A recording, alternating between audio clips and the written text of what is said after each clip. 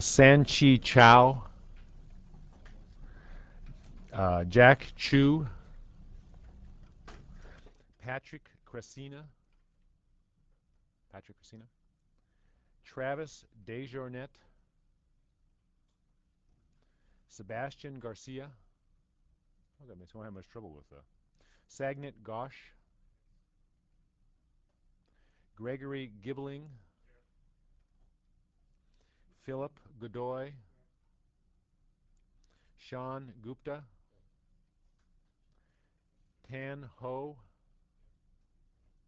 Wang, An Lam, Edward Lee, Michael Lee, Jason Lee, L.I., Shiji Lee, Jarrett Liang, Joyce Liang, Michael Liao, Liao, David Lin, David Lin. I have two David Lins. Kevin Lin and David Lin. David Lin. I guess here for sure, right? Kevin Lin. Kevin Lin. Did I hear a Kevin Lin? No. Michael Lin. That's the problem with Lins. Huh? Too many Lins. Ben Liu. Ni Liu. Nuramachan Liu. Philip Liu. Oh, Jesus. Sandy Liu. See a problem here, don't we? Hope you get all the same grade. Vincent Liu. Victoria Locke. Quan Chang Li Lu.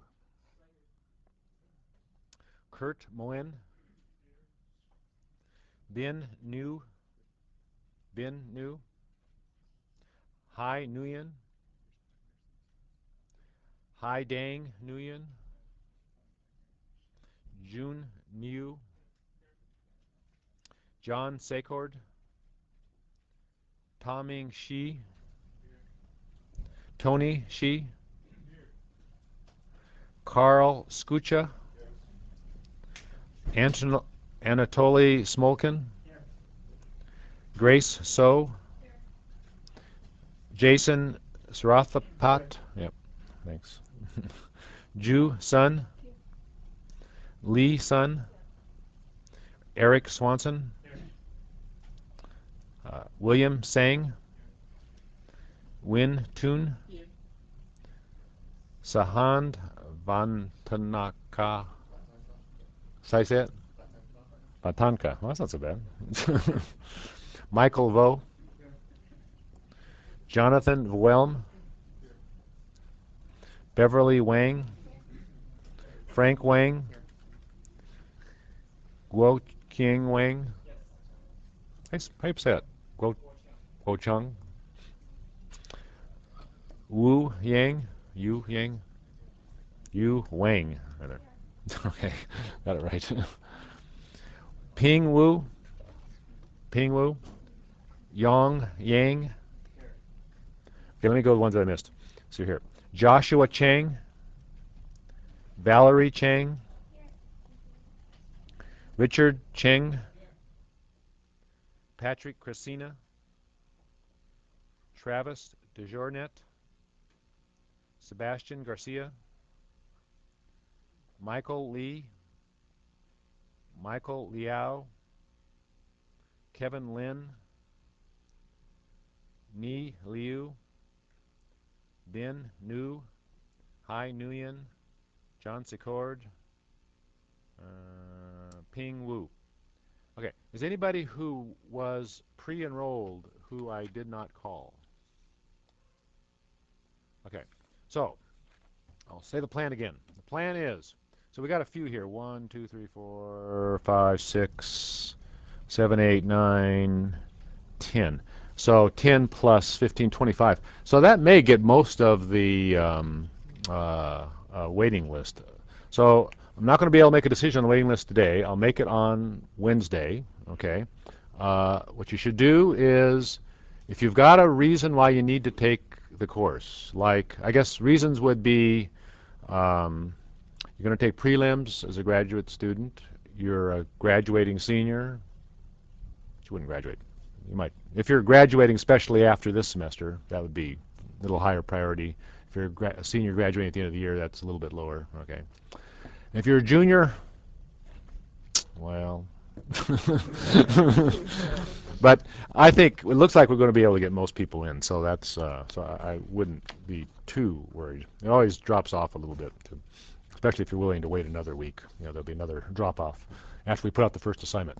That always works good, right? Okay, well, welcome. So this is analog circuit design. Let me introduce the TAs since they probably can't stand so well. Okay, David Sorab. So we lucked out this semester. David Sobel back there, right there. Why don't you come up front so we can all see you, right? David, you can thank David. He knew he was going to be TA this semester, and he thought, geez, can't we get another TA so I don't have to work so hard? And so I asked for another TA, and we got another TA. So this was really pretty good. So first time this has happened. So we can thank David for that.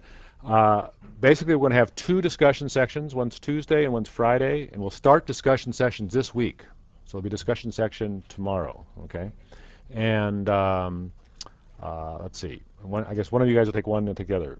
We talked about that, right? Yeah, I'll take Friday. Okay, so David's going to take Friday. Friday's going to be webcast as well. Okay, and so we'll have full TV coverage here.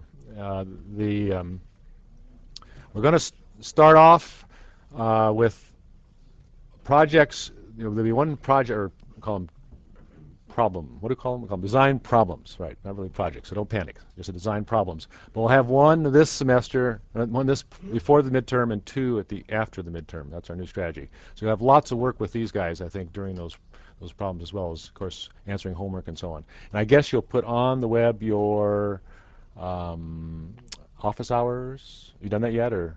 Yeah, I just signed up for mine. They're going to be Friday, 9 a.m. to 11 a.m. And I okay, good. Okay.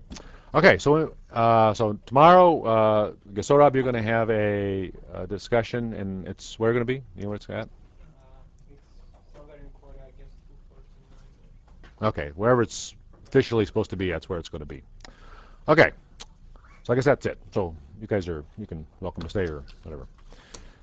Oh, I didn't bring a book. I was going to bring. Well, okay. There's the book we're changing. Okay, first, I guess, well, any questions about how we're doing this enrollment thing? Okay, so I guess you can either give me a piece of paper right after class, a little story on it, if you're in the waiting list, or send us email. You can send email to myself or to one of the TAs, because we'll see each other. I guess, why don't you send it to me? And my email address, okay, my secret email address, okay, is bwb@bwrc.berkeley.edu. There's an my official EE account address, is rb@eecs. That gets so much spam, I just kind of give up on that one. So, right. So this is the one I use. I look at the other one, or Tom Boot, who's my assistant, looks at that one, but this is the one that gets to me directly. Okay. So if you're on the waiting list, send a little paragraph, or give me a piece of paper after the class today, or whatever. Okay. There's room next door. If you want to sit down, there's seats next door, and there's a monitor and a microphone if you have any questions. So if you want to go over there and get a place to sit. Okay. I guess the biggest change this semester is we're going to change the book. And in fact, this notes are wrong, actually. Required text is Razavi. Okay. So we will use that and take problem sets out of that book. Okay, so that's one you really have to have. Okay, I would strongly recommend Gray and Hurst and Lewis and Meyer. Okay, that book is kind of the classic of this area. The lecture notes are basically built around that book, but Razavi is pretty much the same. It tracks pretty much even the same order, the same material. Okay, so there's not much difference there. I think there was one section that was missing, output stages. There was nothing in Razavi on that for whatever reason. So I'll take care of that when we get there. If there's any reading I want, I'll copy it off for you or something out of this book.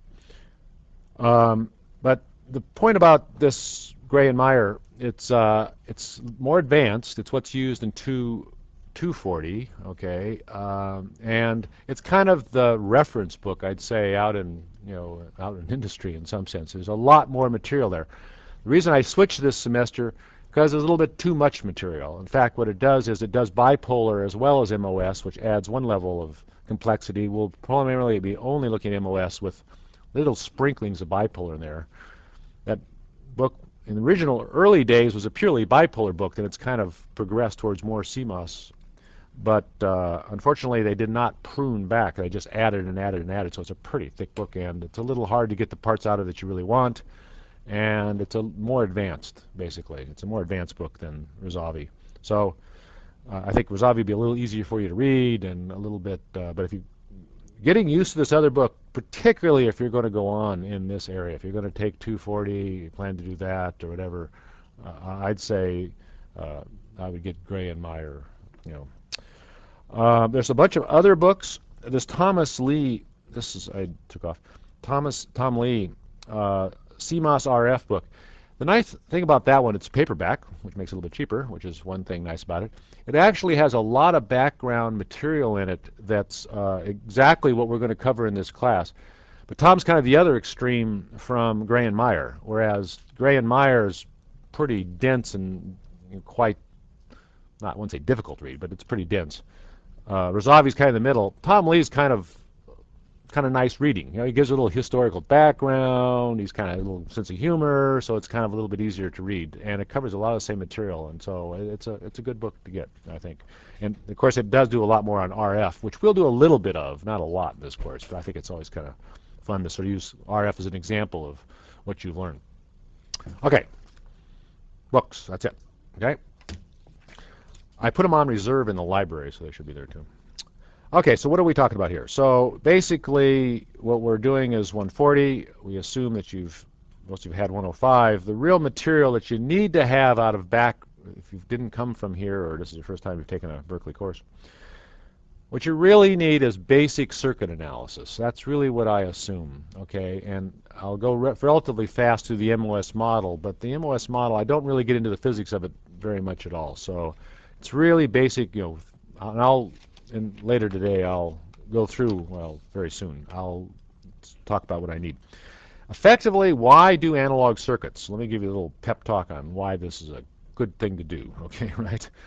The reason to do it is because what's happening as we go into the future, chips nowadays, we used to have little analog chips that would be quite often out of bipolar technology. Then we had CMOS, digital came along with microprocessors and ASICs and all that sort of thing. And so you had these sort of two different worlds for a while where you had this digital processing, digital logic and so on, and you had these little analog chips. Well, what happened sort of a number of years ago, as I mentioned, there was a transfer from bipolar into MOS, even though MOS was not as good to use. MOS is not a better technology than bipolar. The reason we do it because it's cheap, okay, bottom line. The digital world and CMOS, microprocessors, memory, and so on has just driven the price of CMOS processing and implementation of chips down so low that, boy, if you can get something into that design, boy, if you want to build millions of them, that's the way to do it. There's just no question about it. Well, what happened, and what's happening now, is the digital part's getting smaller and smaller, okay, because of the scaling every year that we get. And what's becoming more and more important is the analog portions of whatever the application is. And particularly what's happened is the analog parts have gone on the same chip with the digital stuff.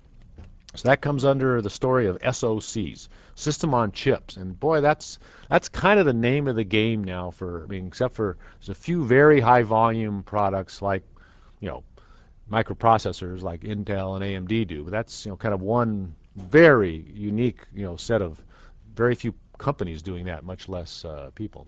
A lot of people in those companies don't, I guess, right? But what's really happened, I'd say the much broader and where the new interesting things are happening is this SoC area. And there'll be an analog portion of the chip and a digital portion of the chip. And you say, well, geez, I drew this kind of half and half.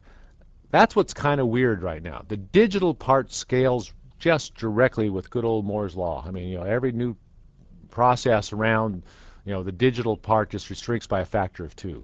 Whereas the analog part doesn't really shrink that much, okay, if at all, okay. And so the way it's being made to shrink is sort of new techniques are being developed all the time to try to figure out how to use this digital process in the most efficient way so that this portion of the chip doesn't become more and more dominant, okay. If you look at Wi-Fi, the wireless LAN, that a lot of you probably have, right? Those chips probably in the next generation are going to be, are going to be, it's a little mouse I have down here. Next generation will probably be dominated by, or at least getting close to being dominated by the analog portions of the chip, okay, the RF parts and so on. So you think, well, geez, isn't the whole world sort of really digital? But once you start noting the fact that more and more of these chips are going to be the analog parts, it's actually really important for the designers of that to be, just mostly the most creative you can be. I mean, this is almost, the digital parts have sort of become, you write your RTL and Verilog or VHDL, whatever it is, and you can synthesize it and, generate this portion of the chip. Boy, you can't do anything like that on the analog part. This is very, people intensive, very creative. As you'll see in this course, you'll have lots of ways to do the same thing. So you have to figure out what the best way to do it is and figure out new ways to do things. And there's a lot. I mean, it's a big transition happening now as this analog goes on that same chip. Okay. Generally, it's in the interface between the digital processing and the real world. The real world may be imagers, it may be RF, it may be high-speed wireless, high-speed wired circuits as well. I mean, like fiber connection. There's an analog part that goes between the digital part and the wired, or the fiber part. I mean, analog stuff just is throughout the entire, sort of design world. Okay, you may think something's mostly digital, but there's in that, as soon as you get that interface between what's in the physical world and what's digital processing, boy, that's where this class is all about. Okay. There's A to D's and D to A's converters, which are techniques that we use, to convert from analog to digital world, a very critical component in a lot of systems. We'll, at the end of the semester, talk a little bit about how you might do those. But basically, what you're going to learn in this course is how to design the hardest part. Basically, it's the amplification, op amps, that's what this course is really built around. But once we'll go through the techniques that go into op amps, and that is really that is the critical building block of a lot of these filters and amplifiers and so on. So you will learn the hardest part of design of these things right here in this class. Okay, any questions about what we're going to cover? It'll be primarily CMOS. I'll say a little bit of bipolar. Let me just talk a little bit about the course. Listen, I don't have that. We're going to have, the class is webcast. I think most of you know that. So it's online, live. It's also their archive, the lectures, so you can look at those anytime you want. Okay, so I think that's pretty neat. They also have tapes next door that you can view on the machines in there, so you can check out the tapes that they're making. The homework, what's going to happen there, it's going to go out on Wednesdays and be due the following Wednesday. Okay. We'll on the website, I think you all know where the website is, but I guess I should tell you in case you don't know.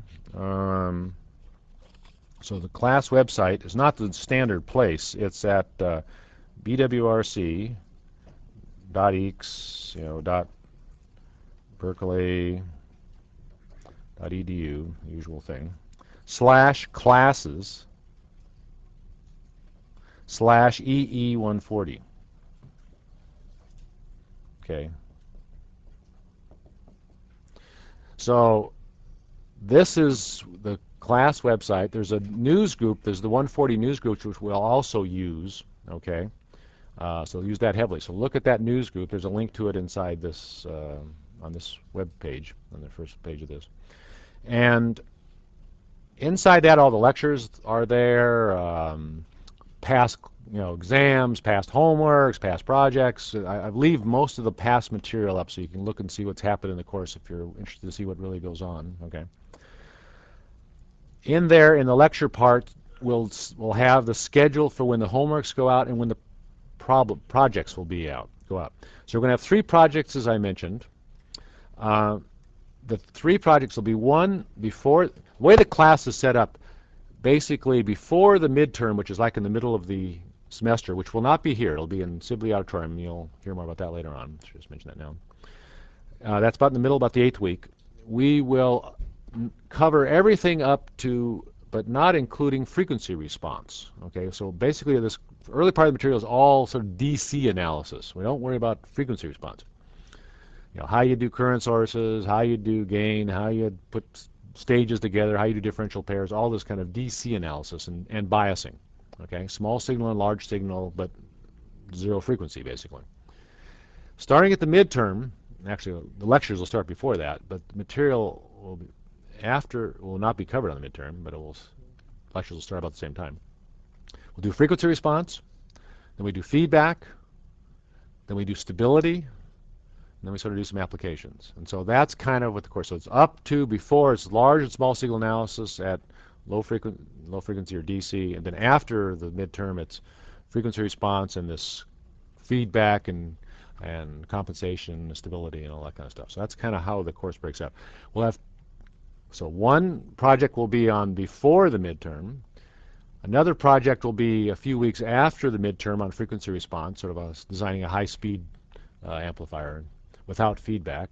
Then the last project will be the last 3 weeks of the semester. Is kind of the key project where it all comes together.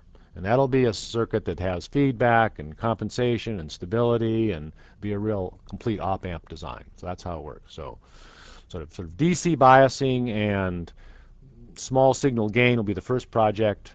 Second project will be frequency high-speed amplifier, and the third project will be with feedback. Okay, that's kind of the 3 projects. Okay, and the first 2 projects will be 2 weeks long. The last project will be 3 weeks long. Okay, and unfortunately, maybe I can just get it here. I can't. I worked out the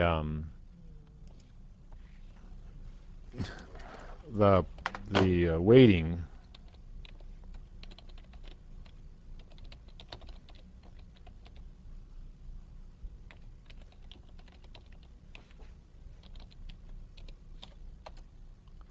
Okay, so here's the website. Okay, and I should say my office hours will be before this class, 9:30 to 11. We'll see if someone comes in right afterwards. Often there's no one right after this, and if there's no one who shows, there's no class scheduled right after this. There's not. Okay, so I just got the word on that. So basically, I'll just stay here for questions right after class for a little bit. Okay, so we'll have before class and after class. And if we got a lot more, we can go back to my office. My office is Corey Hall, 402 Corey Hall. Okay, 4th floor. I'm often down at the Berkeley Wireless Center, which is down on in Alston. So I'm not often in my office except for the office hours. Okay. Okay. So overview. What I want to get to was the SPICE. This week, that's what's going to be in your the discussion sections. We'll start covering that material. So should go to that discussion section because we're going to move. Usually I kind of not very effective on the first week. We sort of play around, sort of get things organized. This time I decided not to play around. We're going to move ahead right away, so we're not going to lose a week, sort of just getting everything organized, getting SPICE stuff all set up. So that's why need to go to that discussion section. Make sure you understand how to start running SPICE, because the first homework will have SPICE in it. Design problems are what don't want to scare. I mean, the project, they are projects. We'll give you specifications, and there'll be a bunch of ways to solve the problem. There will not just be one way to solve it.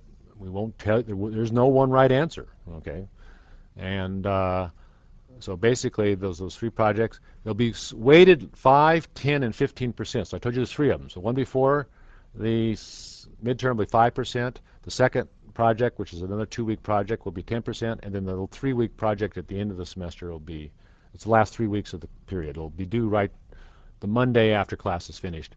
It'll be 15% of the grade. There'll be a midterm, which I mentioned. It'll just be during this class time. Okay, we'll meet over in Sibley Auditorium and take it over there. Okay, so it'll just be an hour and a half exam, or hour and 20-minute exam. So that'll be 20% of your grade. The final exam will be the usual 3-hour exam during the usual time. It'll be 35% of the grade. There's homework sets that'll go out. There'll probably be, because of there'll be no overlapping homework sets and projects, and so you'll have either a homework set being due or there'll be a project being due. So you'll end up about 8 homework sets, I think, something like that. And design problems, yeah, that's 30%. Add those 3 things together. Here's what I mentioned about all the lectures, and R is Razavi, and I put Gray and Meyer for reading. That's that covers the same material that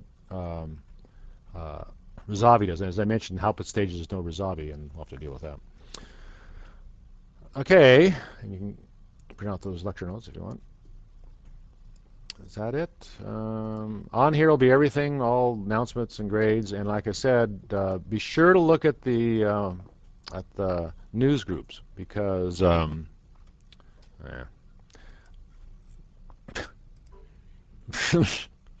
goodbye.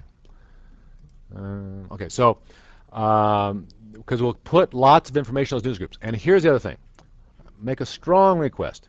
If you have a question, try to do it through the news group, okay? Because you have a question, probably someone else has that question, right? And so if you can get it out there, and I think it also makes everybody a little more comfortable to see other people asking questions you can ask too. So we will try to be very responsive and get back and answer the question inside the news group. If you don't get an answer, if you put something in the news group and nothing happens within, give us some time, a day or something like that, then start mailing the TAs and myself directly. But it'd be much better if you do it through the news group. Okay, right. So if we're not responsive, come at us directly. But otherwise, do it through the news group. Possibly can. Okay, that's going to be it. The course mechanics. We have a reader, so that hopefully that'll work out. So, any questions about how the course runs? What we're going to do? Good. Ready? Like I say, we're going to roll. So here we go. So starting device models. So I'm actually going to drop some material that's in your lecture notes. There's the first lecture that if you print it out, you'll see there's 2 parts to it. There's this modeling stuff, and then there's a section on running what SPICE is all about. I'm not going to really do that lecture on the SPICE. I never really ever tested on it. I'll give you you can look through those notes if you want to understand because SPICE is such a critical tool that we use. I don't want you to have the feeling that somehow this SPICE is some God-given, sort of thing that has some magic going on inside of it. It's just a matrix solver, okay, right? And you can't get, what happens after you run SPICE for a long period of time, you sort of that becomes reality, right? I mean, the chip comes back and doesn't work. It's not because the design was wrong, it's because SPICE didn't do it right. No, it's not the way it works. The real world is the chips, okay, the physical stuff, and SPICE is only a little tool that you can use. So you got to be sure you don't give it too much credibility, okay? It really is just a solver, but it's a very good one, and it's been refined over the years. I mean, if you know the history of SPICE, was developed here at Berkeley probably like 30 years ago, and it's just evolved. And basically all the major versions of circuit simulation that are used in industry right now are mostly derivatives off the SPICE that was developed here. So it's got a lot of history here, but it is a dominant tool especially in the area that we're working in, this analog stuff. Okay, so what do I assume you know? So this is this background material stuff. This is basic circuit analysis. Kirchhoff laws, KCL and KVL, current and voltage dividers, Thevenin and Norton equivalents, 2-port equivalents, and I actually review that right now, what I mean by that. Phasors and frequency response. So these are the... Sorry about that. We should turn off our cell phones before we have class. Let me get rid of this old...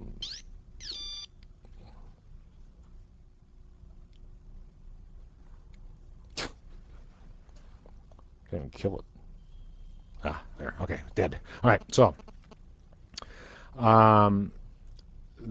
if you don't know any of this material, come and talk to me, because this is kind of the basic stuff. I'm not going to really do much review. I'll do a little review of this phasor stuff, but very fast, right? Okay.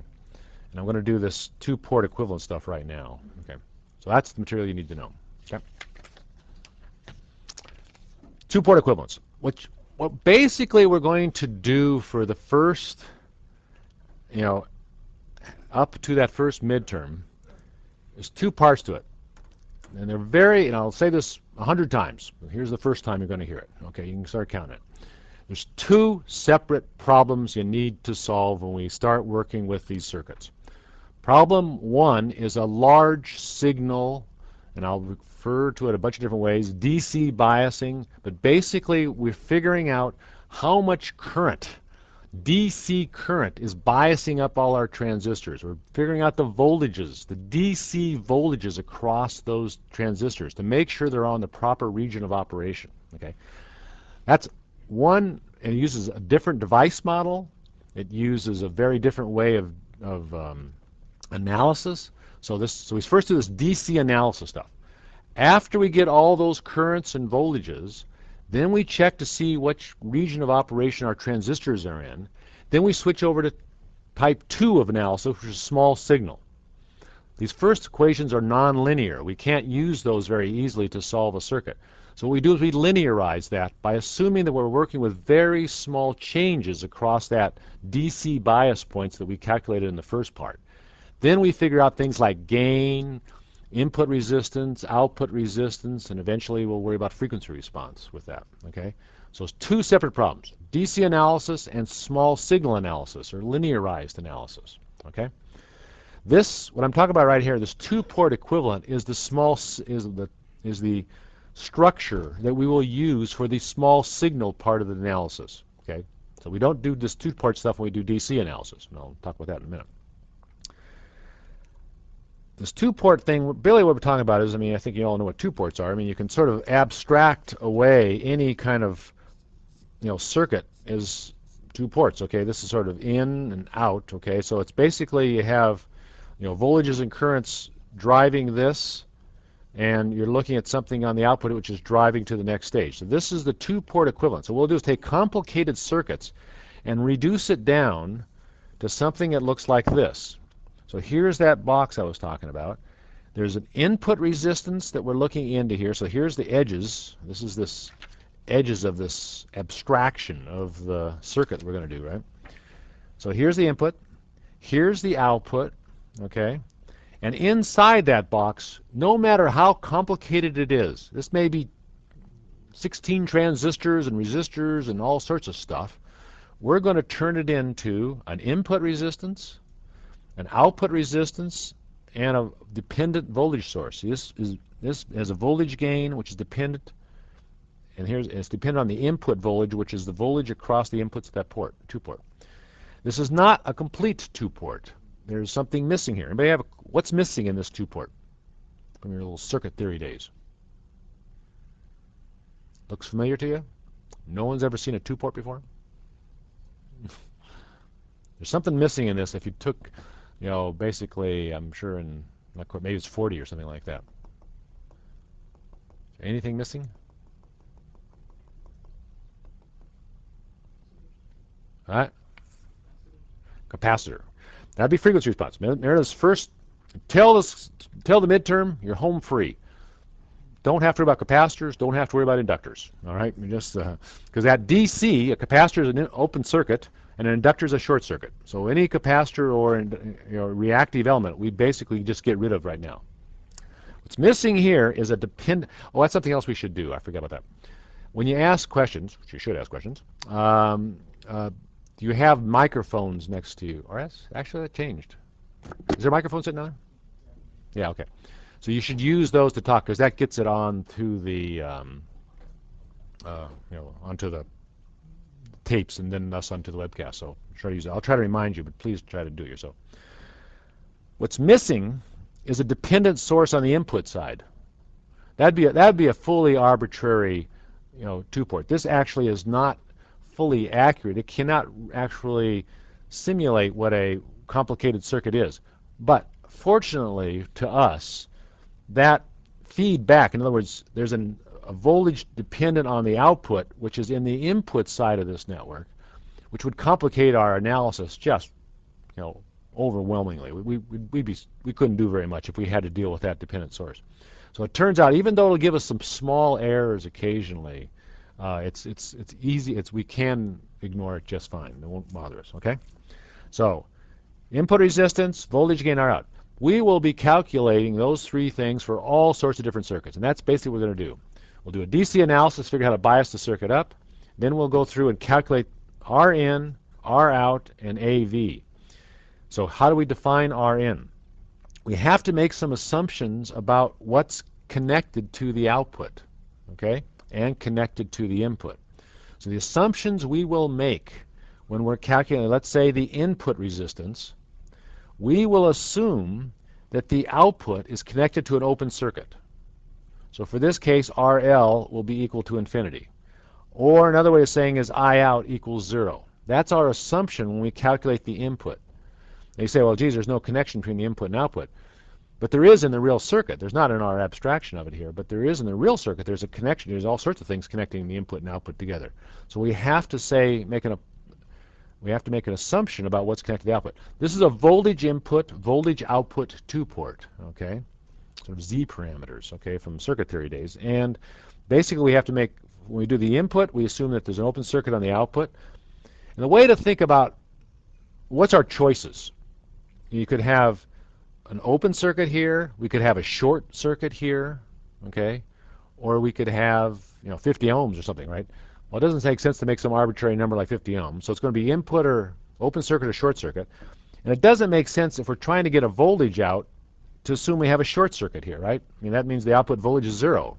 So we can't get any voltage out of this thing. So the way to think about this in some sense is we have as an input and output what the ideal sources are when we talk about a voltage in or voltage out two-port. The reason I'm trying to bring up here is the fact that, like for example here in this, is this case here? No, I'll change it. We'll also have voltage in and current output, current in and voltage output, and current in and current output, two ports. We'll work with those as well. Those are the other, you can always go from one to the other of those different kinds of two ports. But when you do the calculation for each one of those, you have to make different assumptions about what's on the output and what's on the input. I mean, if you're driving, let's say, I'll show you a current output two-port for a second here. Okay, so let's say, this, in fact, we'll use this one quite a bit.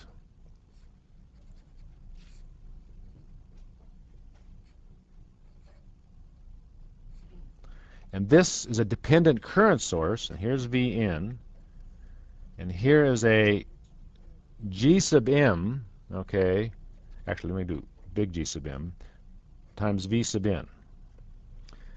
This big G sub M is transconductance, okay?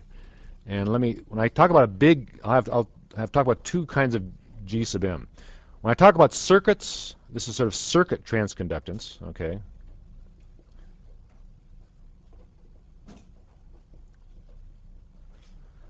But also have a device transconductance, okay? Okay, so I'll use GM two different ways. I'll have two different GMs. When we have a circuit, a bunch of transistors together, I'll talk about the circuit transconductance. When I talk about a transistor itself, we'll look at our transistor model will have a little GM inside it, and that'll be our device, and we'll denote the difference between those two as one's lowercase, one's uppercase. Okay. This is now for this circuit right here, for example, if we connected an open circuit to this output, what would be our output voltage? Our output voltage in this current here would then go through this resistance, and we develop a voltage across this resistance. So if I wanted to basically make a connection between this two-port and this one, I could calculate the open circuit voltage here. Okay, the open circuit voltage right here is simply AV times V in, right? If this is open circuit, there's no drop across R out. So we'll see all of this dependent source right at the output here. Okay. But for this one, what's going to happen? The voltage across here for an open circuit output is going to be Gm times Vn. That's the current, and it's going to drop across this resistor because there's no current going out here, times R out. So the open circuit output voltage you can see here is going to be Gm R out times Vn, and this is basically equivalent. This AV here is the same as this AV right there. So these, you can go back and forth between these two things fairly easily. You can sort of see that, so AV is equal to Gm R out, or big G sub m is equal to R out divided by, whoops, AV divided by R out. Okay? So you just back and forth between these two different kinds of two ports. Now, if I wanted to calculate what G sub m is in this circuit, I want to calculate how much current is flowing in this output. Okay? How can I do that? Well, I can't do it if I make this open circuit because no current flows out here. So when I talk about I'm trying to look at this dependent current source, what do? I would short this output. If I short this output, that means the current flowing out here is equal to Gm times Vn, right? So I guess I want to get you used to the idea. There's two ways you do these things. If you're trying to calculate using this is sort of voltage in, current out two port, you short the output. If it's a voltage in, voltage out two port, you open circuit the output. Okay. Now, so let's say I'll have to tell you what I'm after. So it's actually get the same answer each way. So we have voltage in, voltage out, and I'm looking at the input here. So here's my little equation for that open circuit, and I do my little analysis on the circuit I have. R out, on the other hand, what do I do there? I worry about what's happening on the output here. Okay, so I'm looking back into this circuit from the output side. And what you do is you connect the input equal to 0. So in other words, what happens is I short this input. Rs equals to 0, and I short this input. So that's what I do when I'm calculating the output resistance, or what I do on the input side. Basically, I have the ideal input, and I set the input Vn equal to 0, which means a short circuit. So these are our definitions. Rn, you open circuit the output, solve the answer. R out, you short circuit the input. Set Vn, set the independent source to 0. What really I'm doing is setting Vn equal to 0. That's really what's going on here. And the voltage gain is V out over Vn. Okay. All right. This should be lowercase. Sorry. With the output open circuited. So you're looking for the voltage gain, you do output open circuit. Okay.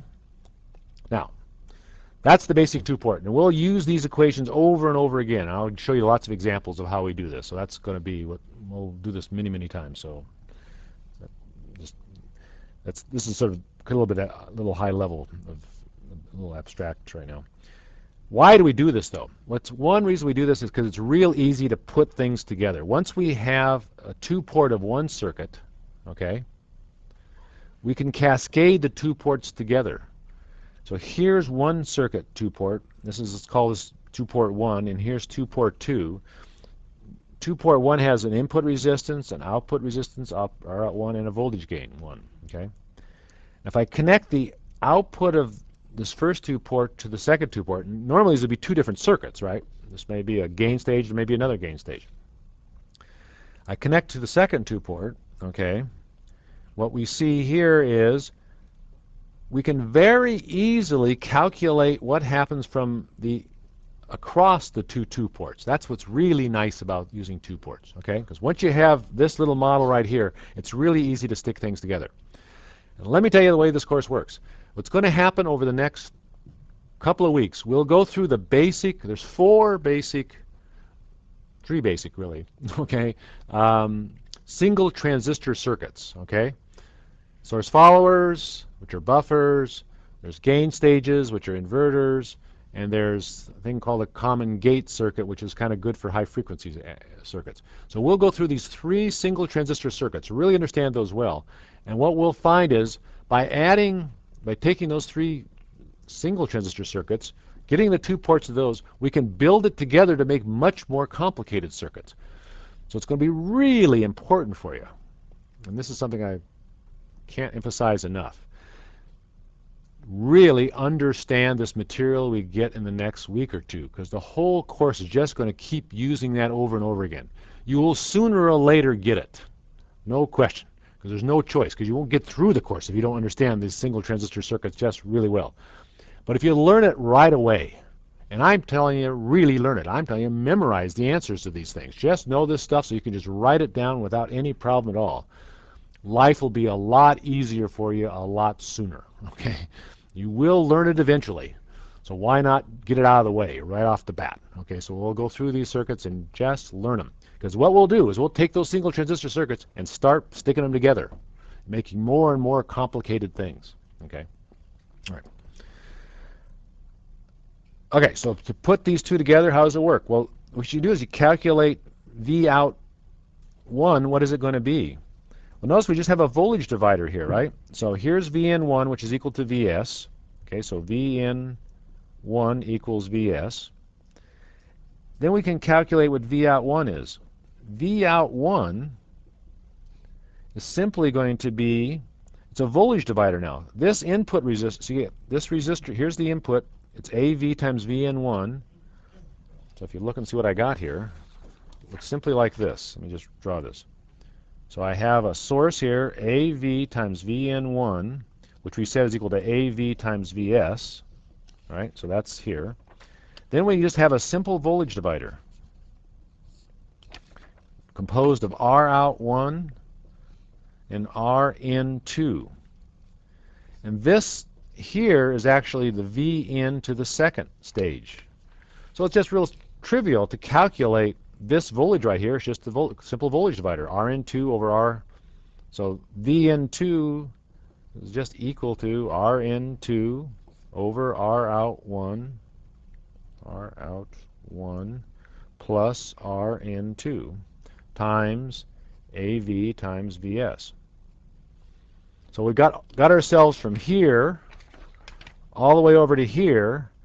Well, the answer here, if this is into an open circuit, is simply going to be AV2 times Vn2, but Vn2 equals this. So here's the answer. AV2 times this gives us our whole, and this is equal to Vs, right? So we can easily put stages together by this kind of using these little voltage dividers. One thing I should say, that's something else again. This kind of analysis I just did where I just said, okay, here's the answer, just kind of fix it out. That's also something that I basically build the course around. You should be able most of the time to just write down the answer, and you will be able to as time goes on, okay? We'll go through with some equations to start with where you sort of get the answers. But then, as I say, like for these single transistor circuits, some of the answers you should just memorize because you don't want to be solving these simple circuits over and over again. If you can't do it by inspection, well, we'll work that answer out. But then you better memorize the answers, and I'll tell you which ones are the really important ones to memorize and really have at your fingertips, okay? Because when you're doing design, and here's why we do this, that's what's so good about having these projects. When you do analysis, which is usually what the course is all about, right? Analysis, you sit down there and you can write down equations and you can solve, someone gives you a circuit and you can figure out what that circuit's all about. And you can write equations and solve things. That's not design. Design is you're given a set of specifications and you got to figure out what the circuit is. It's the reverse problem. If you have to sit there and write equations for every possibility, you will never design anything, okay?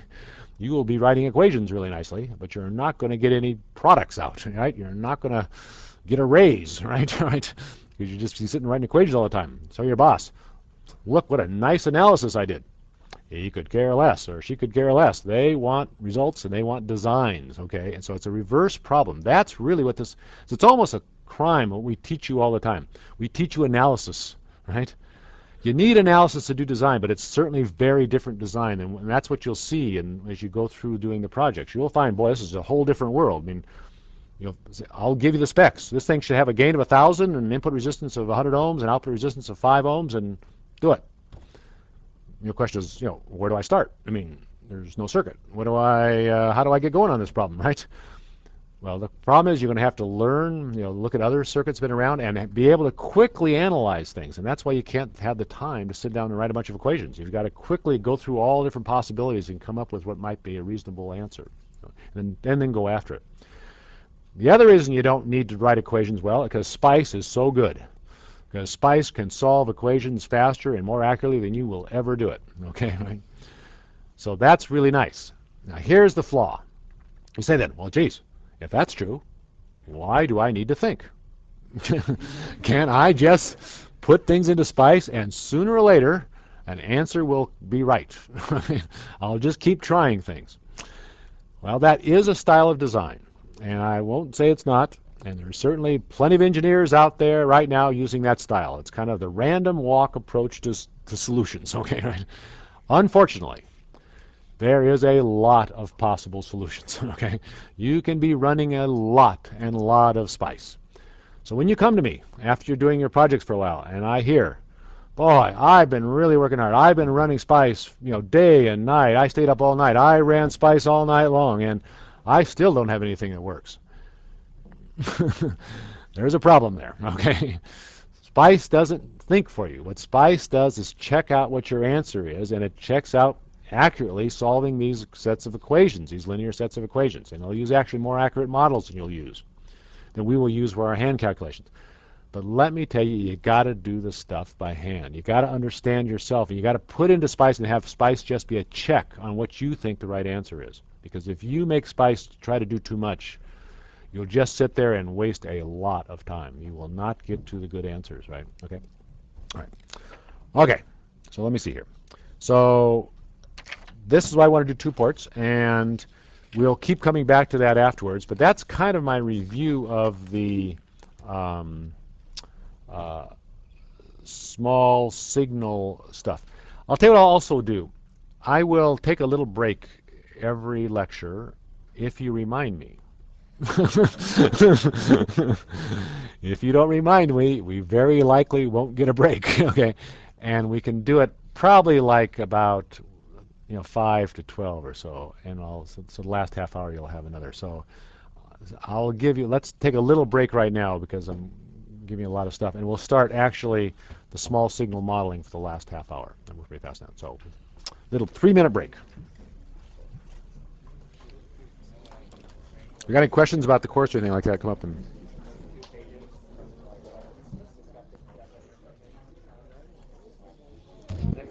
Yes.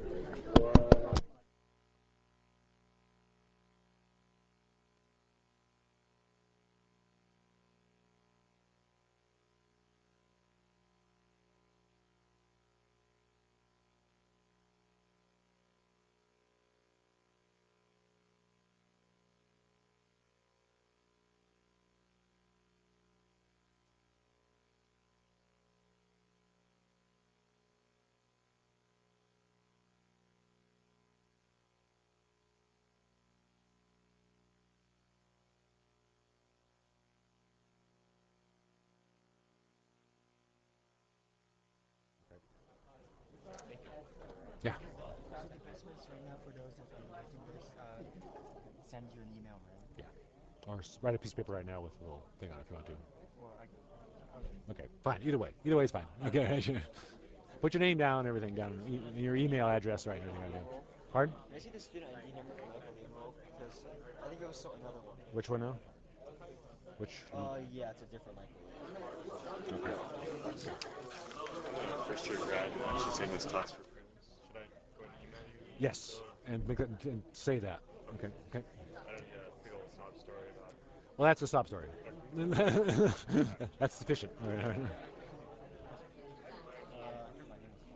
Okay. What is it? Okay. Yep.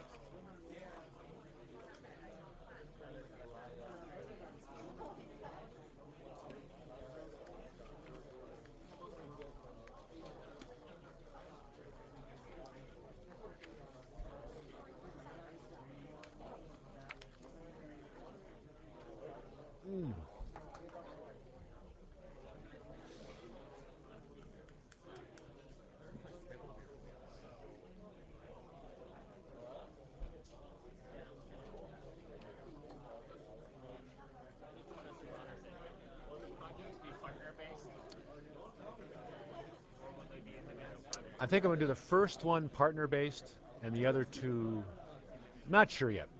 Okay, what do you think? I think partner-based would be good. Huh? That way, at least one guy knows one solution. They can help out. Yeah. I'm kind of inclined for that a little bit. You know, certainly for the first one. Because the first one, everybody's trying to figure out how to run spice and stuff like that, right? Last year took more straight people like 140 and it was partner-based, right? Yeah. Yeah. He's the one that made the 3 gigahertz circuit. Oh, really? Okay, good. Well, that's good. Yeah, I think getting a good partner really is good. Yeah, I think I probably will. You know, it's just what happens actually. A bunch of people didn't have partners, and so you know they wanted to sort of do more on their own, and so it was actually not a small percentage, and so we'll talk about it, I guess. But the first one for sure. Okay, let's roll them. Okay. I had a question at on break. Will the projects be partner based? Certainly, the first one will be for sure. It'll be groups of 2, so you might figure out who you want your partner to be. We'll on the later ones, we can talk about it. I'm kind of there's 2 sides to it. And so we think about it, and we can talk about it a little bit later. But for sure, the first project will be get a partner and we'll do them together. Okay. I think the first one it's out in 2 or 3 weeks. We'll hand it to you. Okay. Any questions about what we? Okay. The other thing I'll always do at the beginning of class, not generally here, but this time, is I'll just open it up for questions. So if you have some material that you've been doing when you're reading or some past material in the previous lecture, you know, take that opportunity to, you know, just ask it. I mean, like I say, and I think you know this, right? I mean, you don't want to ask questions, you don't want to sound stupid, right, or anything like that, right? But you know the case is, and it's always true, is that, you know, I get the same questions from, you know, many people. You know, often the questions that are asked are the same one that someone else has. So if you have the courage, all right, to ask that question, you know, I think you'll help everybody, and plus you'll help yourself, and it helps me too, because it helps me figure out what you're having trouble with, right? I mean, I didn't lecture too well in class the time before, right? So if I get a lot of questions on it, then I know, well, I better slow down and, you know, go after it. That's the other thing. Here's another good reason to ask questions. If you don't ask questions, then I can really roll. Okay, I can do a lot more material, right? See, so I'm happy to do lots more material. So if you want to slow me down a little bit, ask some questions, especially if you don't understand the stuff. Let me know you don't understand it. I'm more than happy to slow down and go over stuff until you finally get it. But you got to let me know you're having trouble with it. You know, and ways I can tell that, I can tell from my office hours. That's one feedback I have. I can tell from the midterm.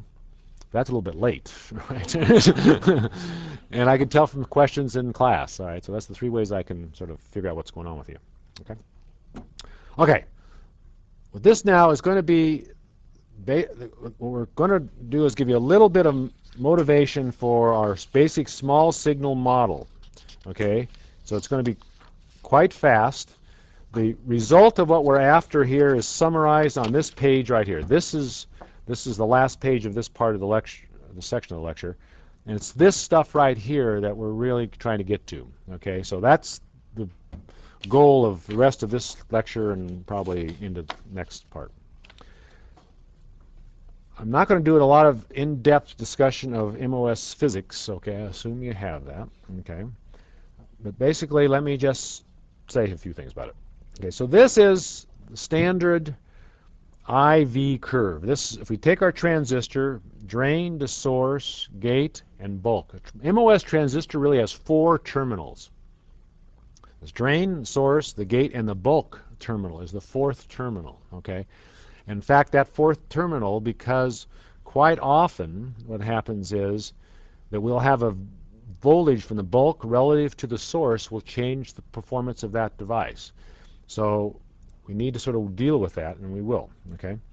So now one thing I should say, I'm going to talk about large signal. Notice the large signal. Remember I told you there's 2 parts, the large signal and the small signal. Large signal, one way you can tell that we're working on large signal analysis or large signal issues is I'll use uppercase letters. Now, sometimes the notes, unfortunately, I don't always do that, but I'm trying to get all those little errors out. And there's a couple of cases where I do some small signal stuff. I'll use large letters as well, like that big G sub m. That was uppercase, and that's really a small signal idea. But most of the time, when I talk about currents and voltages, for sure, if I put in uppercase, I'm talking about DC, 1 volt, that kind of numbers, real large signal parameters. I'm talking about, if you see a lowercase thing, lowercase VN, like I just had in that 2-port analysis, I'm talking about a small voltage on the order of like a millivolt or microvolts. It's so small that it's linearized the equations. That's the requirement. That's small enough that all the equations are now linear and not the large signal nonlinear equations, which I'm going to derive right now.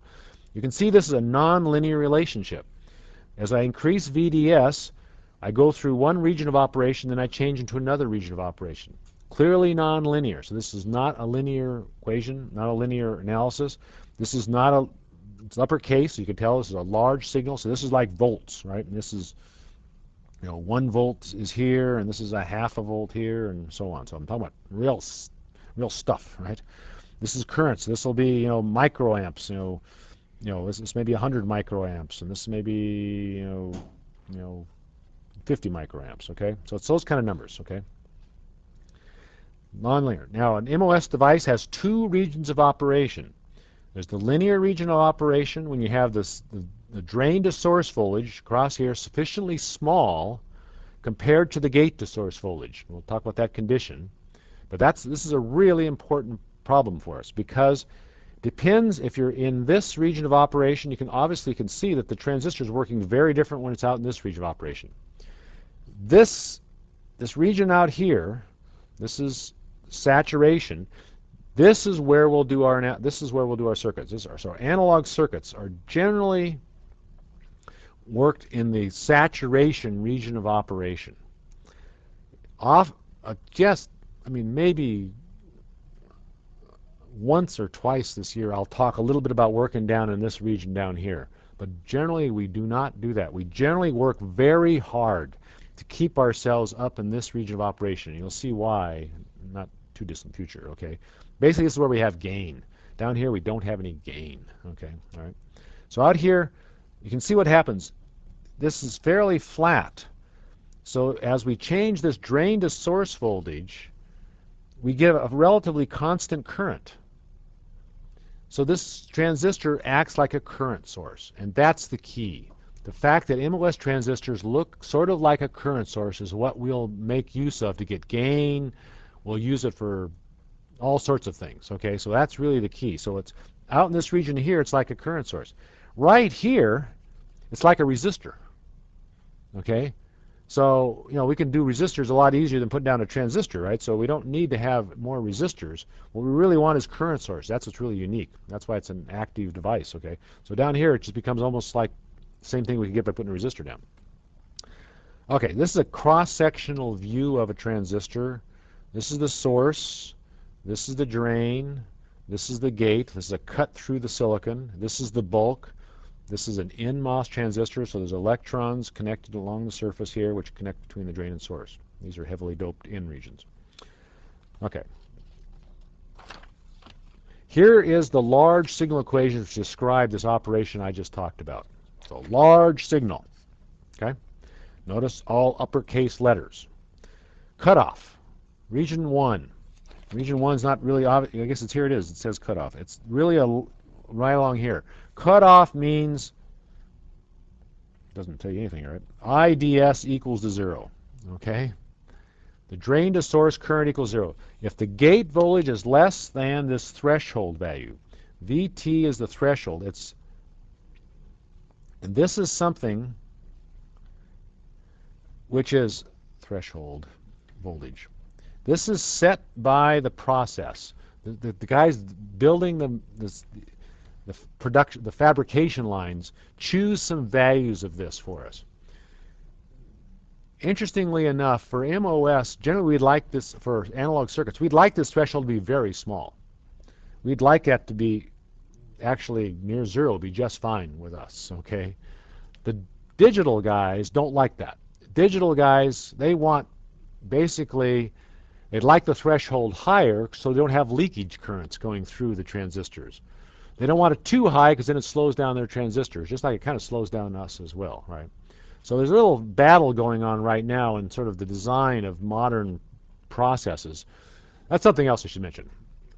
We are, even though I made this big argument why CMOS is so important, I mean the analog parts are so important in CMOS process, we don't drive the fabrication technology.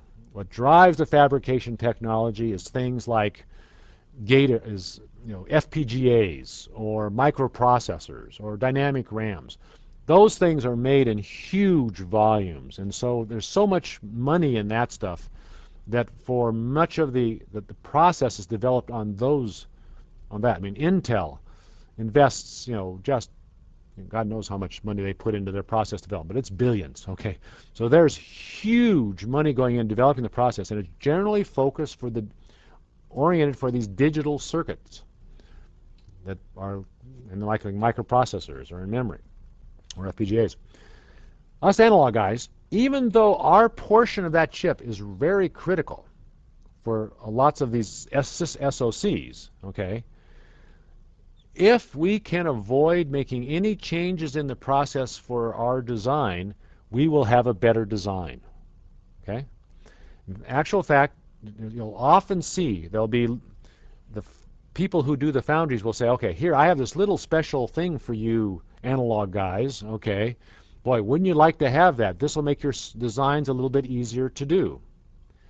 If you fall into the trap of taking that little extra feature, two things happen. First thing is they charge you a little more for it. That's why those fabrication guys want to do this, right? Because they like you to take those little extra features because you get stuck, right? And then they'll charge you more for making your chips, okay? That's their name of their game, so that's not good. The second problem is they trap you into their process, right? If you want to go somewhere else and not use their process anymore, okay, you're stuck because you designed using this little special feature. So for both of those reasons, a much better design is if you use the most mundane, highly available digital process. And that's part of the challenge, actually, of us in this class, in some sense. Is what I'll do is we'll work with devices that have been optimized for digital circuits. The biggest problem that's making our life miserable right now, and it will make us miserable through your entire career, actually, right, is the decreasing supply voltage. The supply voltage is now about 1.3 volts and going down, okay, right? It'll be 0.9 volts or 1 volt in the next fabrication. This is for 130 nanometer. When it's 90 nanometer, which is the next process, it'll probably be like a volt or maybe 9/10 a volt. 65, I saw in the paper this morning, Intel's put out a chip that had 500 million transistors on it. 65 nanometer process. I bet you that chip had like a 0.6 volt supply. But you will see the problem with this reducing supply voltage, because we're going to use this 130 nanometer process in this class. It's going to get worse as time goes on. Let me tell you, 20 or 30 years ago when people first started doing conversion of bipolar into MOS, in bipolar back then, they did analog circuits. They used plus or minus 12 volts. Okay, right? The first MOS processes were like at 10 volts. People say, oh, you can't design a circuit at only 10 volts. You need plus or minus 12 volts. Okay, right? Well, the people figured out how to do stuff at just a mere 10 volts. Well, then after a few years, it dropped down to 5 volts. People, oh, forget it. You can't do analog circuits in MOS anymore. 5 volts, that's just way too low. Well, as you might guess, what happened after a lot of pain and people did special processes for a while so they didn't have to drop the voltage. People finally figured out how to do stuff at 5 volts. Well, then they started to figure out how to do stuff at 3.3 volts, and then 2.5 volts, and 1.2 volts. Okay, so I mean, this is just part of a trend that's been going on for 20 or 30 years. I must admit, it does seem a little more painful now, but I think back, in those old days, every time it was just extremely painful for everybody then, right?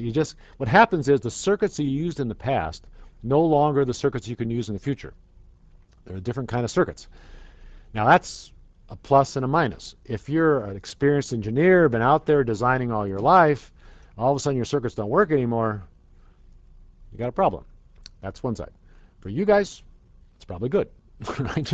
Because you're fresh, you don't care. You think life is only 1.3 volts. You think what you're going to have pain with is when it goes to 0.9 and 0.6. You say, geez, you can't do anything at 0.6 anymore. I mean, I learned to do stuff at 1.3, right? Okay, and so let me tell you, this is a major issue. It's a major problem, and our circuits that we're going to do in this class a lot of them are really being driven by this low supply voltage, and it's fact that's going to keep going down.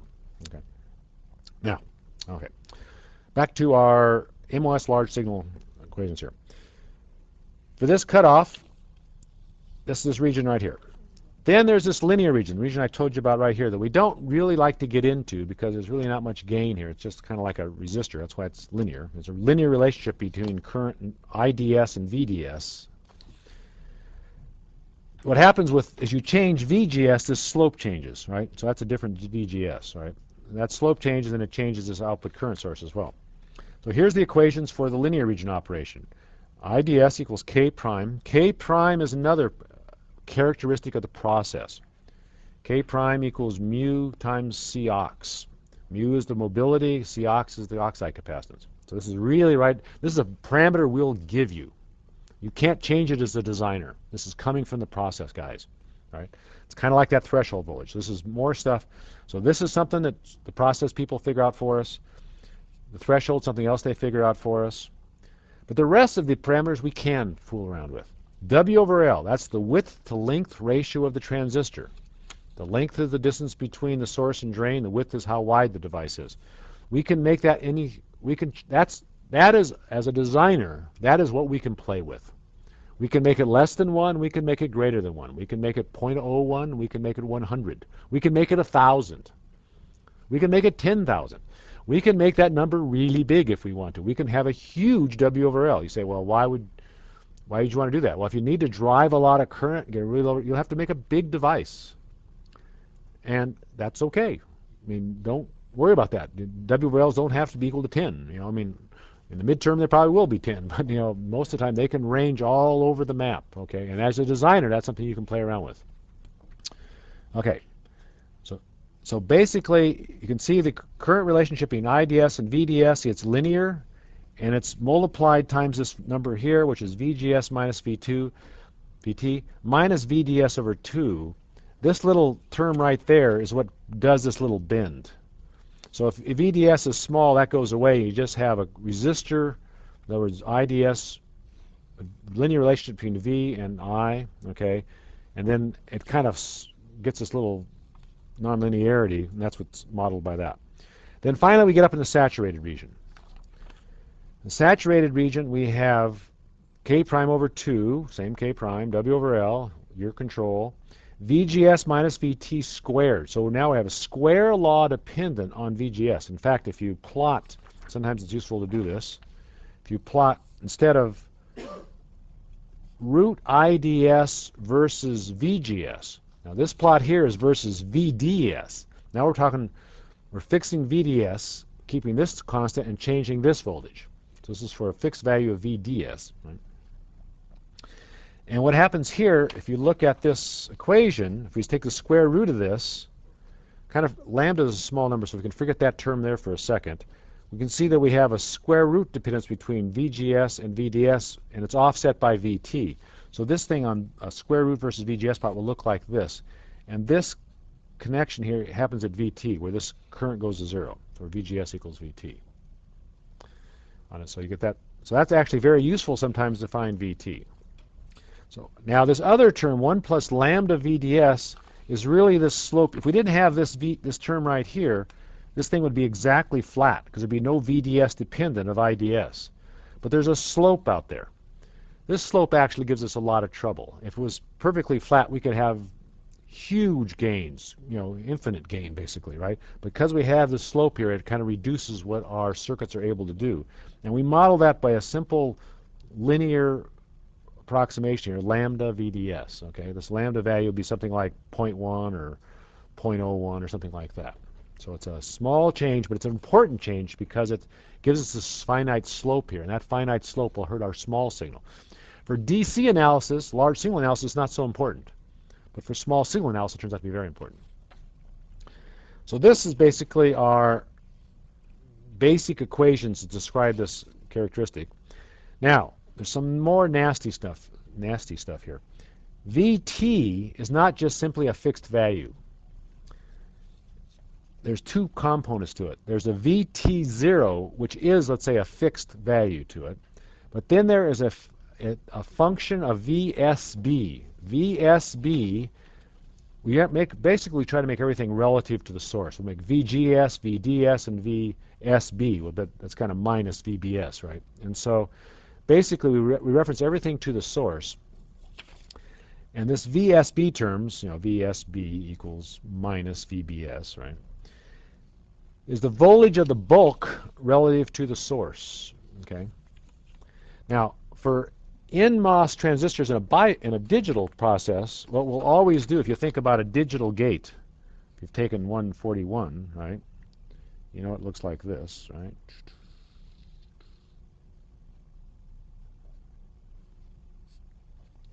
Okay. So this is VDD, this is the supply voltage, and this is ground, okay? Now for a digital process, what they always do is they take this substrate contact and they tie it to ground. And they take this is the well, right? This is if this is a P-well process, N-well process, P-well process, N-well process. They tie this to so a PMOS transistor, you take the substrate generally, you tie it to the most positive supply. For an NMOS transistor, you tie it to the negative supply. If I do not show an explicit connection of this substrate connection, assume for PMOS transistors it always goes to the most positive supply. For NMOS transistors it always goes to the most negative supply. And this is what digital guys always do. For us, we don't always do that. It turns out because of this dependence on VSB, okay, or not because of this, because of this VT dependence on this, what happens here is, what will happen sometimes is we'll do things like this. We'll have two transistors, one on top of each other. Okay? So here's our input here, let's say, and here's, I don't know, some bias voltage or something. This source is not tied to ground. So this one will probably tie the source to ground. This source here, if we tied it to ground, what's going to happen? Here's Vs. We will have a finite voltage for VSB. VSB will be positive. VSB being positive goes inside this equation. You can see it adds on to Vt. So what happens is, as here's VBS, and as that increases in value, Vt starts out at Vt0, and then it goes up as a square root, okay? Which is like this, I guess, right? Okay? So this voltage the threshold voltage increases. The threshold voltage increasing gives us a problem. It reduces the amount of current we have, and it basically makes our circuits not work so well quite often. So we often don't want to do that. So sometimes what we will do, and we have to explicitly show this, we can take that substrate and tie it back to the source like this. And that then sets, this is VB, that sets VBS equal to 0. Okay? Setting VBS equal to 0 means we end up with just VT0. We don't have any extra threshold voltage being added, this additional threshold voltage. Why don't we always do this? We don't always do this because actually as soon as we do this, we're tying this to a well, okay? And what's happening is there's a capacitance associated with that. So that can slow things down. It also takes more area sometimes because you can't put things all together because once you tie one of these two, basically how do we do this? We have a well, right? And here are the little transistors inside the well. And here's, let's say this is N well. Okay, it's a PMOS device, I guess. Let's make a P well. N plus device, N plus, okay? So here's our transistor inside the well. As soon as I tie that source to the well, I can't put any more other transistors inside that well because it'll be controlled by this source. So I have to have a separate well then for every transistor. That takes area. So you lose area and you add capacitance. So that's why you don't do it all the time unless you really want to. But often you want to, so you often do it. Okay. But if I want you to do that, I'll explicitly show it. Otherwise, assume it's tied P is to the most positive, N MOS to the most negative. Phi F is a parameter of the process. VSB is the voltage. Gamma is another parameter of the process. It'll be different for N and P channel devices. So these are all numbers you need to get from the process, guys, right? And so we'll give you, that's part of our device model. Here I explain how that works, and you can look at it. And we'll see you Wednesday.